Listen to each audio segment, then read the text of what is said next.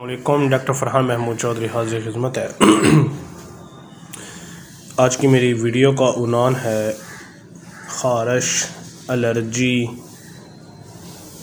ख़ासकर ये भेड़ बकरियों में ज़्यादा होती है कि अब मौसम दिन गर्म है, रात ठंडी है। अगर आप इनको कमरे में बंद करें और अंदर टेम्परेचर हाई हो जाए या वहाँ पे वेंटिलेशन का प्रॉपर तरीक़ाकार ना हो तो इनको सुर्ख़ रंग की ख़ारिश शुरू हो जाती है, जिनको हम एलर्जी कहते हैं।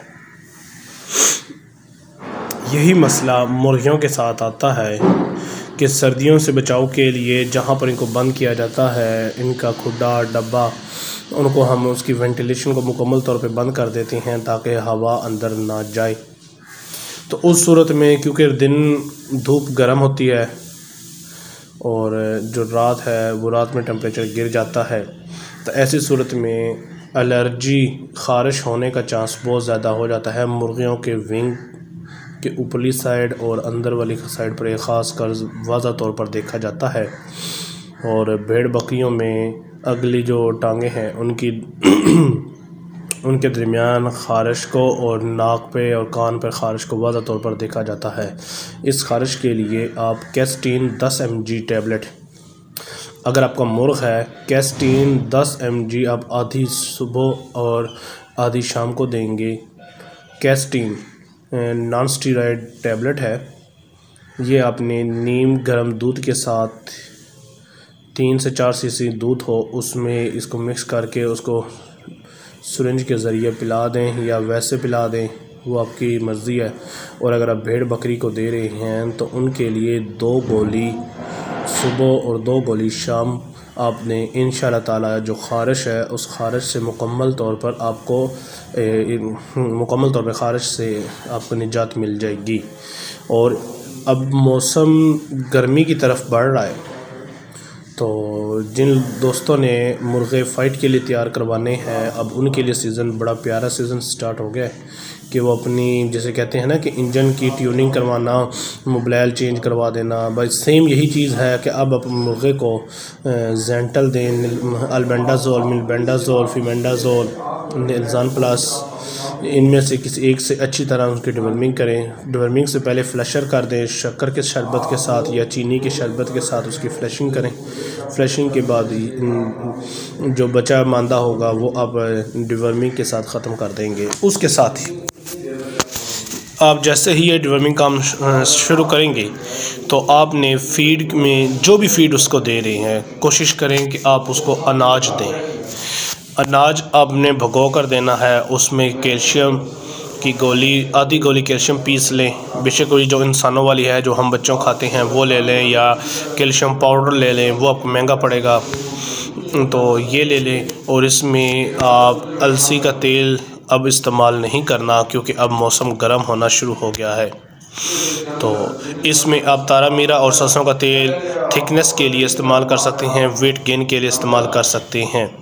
और कोशिश करें कि हर 2 से 3 दिन के बाद खुराक में 1 या 2 टोपी वाले लौंग, कैप लौंग जो होते हैं वो इस्तेमाल करें इनकी फ़ीड में। सुबह नहीं करना, शाम की जो फ़ीड दे रहे हैं उसमें आप इसको लौंग दें और लौंग दे के 5-7 मिनट 10 मिनट आधा घंटा मतलब वो चहलकदमी करें, फ़ौरन उसको अंधेरे में बंद कर दें जहाँ ताकि वो आराम से बैठे, जो खुराक उसने खाई थी उसको अच्छी तरह डाइजेस्ट करे और उसका ये कर दें। इंशाअल्लाह ताला इसी के जैसे जैसे ये आगे बढ़ेंगे मैं आपको फ़ीड का और साथ साथ तरीका बताऊँगा। और इनमें हर हफ्ते के बाद आपने हर 7 दिन के बाद आपने अदरक और लहसुन ये देना है। एक दिन में एक बार, 7 दिन बाद एक बार आपने दिन में देना है, सुबह दे लें या शाम को। बेहतर होता है खुराक को ये जो ऐसी चीज़ें ये शाम को दी जाए ताकि खुराक खाने के बाद बंद कर दें और अच्छी तरह वो डाइजेस्ट हो जाए, वो करें। और एंटीबायोटिक का प्रॉपर कोर्स किया करें। कोई ज़रूरी नहीं होता कि आपका परिंदा बीमार नहीं है तो हमें कोई मेडिसिन या एंटीबायोटिक की ज़रूरत नहीं है। आजकल सिस्टोड, ट्रिमाटोड, निमाटोड, इनका अटैक बहुत ज़्यादा होता है। अब सिस्टोड, निमाटोड क्या होते हैं ये मैं अगली वीडियो में आपको बताऊंगा। और आपके लिए अगली वीडियो में मैं आपको हीट्रेक्स गैलिनेरम सिस्टोडिक है, तुफैलिया कह लें, पैरासाइट कह लें, अंदरूनी पैरासाइट है जो मुर्गियों की मौत का सबसे ज़्यादा वजह बनते हैं। इसमें आंतों की सूजिश आ जाना और पेचस आ जाना। जब पेचस लगते हैं तो हम समझते हैं कि ये पेचस जो हैं मुर्गों को जो पेचस लगते हैं या भेड़ बकरियों को जो पेचस लग जाते हैं, हम इनको समझते हैं कि नॉर्मल है, कि मैदे की ख़राबी की वजह से ऐसा हो गया। ये कई मरतबा से स्टोर की वजह से भी हो सकता है, जिसे हम तुफैलिया कहते हैं। मेरा उन तमाम फसली बटेरों से ये दावा है कि जो डिग्री याफ्ता नहीं है उनके अलावा बाकी सबसे मेरा चैलेंज है जिन्होंने अपने यूट्यूब चैनल बनाए हैं, मुर्गियों में एक बीमारी पाई जाती है जिसको हम ब्लैक हेड कहते हैं। जिस तरह भेड़ बकरियों में ब्लैक क्वार्टर के नाम से एक बीमारी, बहुत ख़तरनाक बीमारी पाई जाती है, इसी तरह मुर्गियों में एक बीमारी पाई जाती है ब्लैक हेड।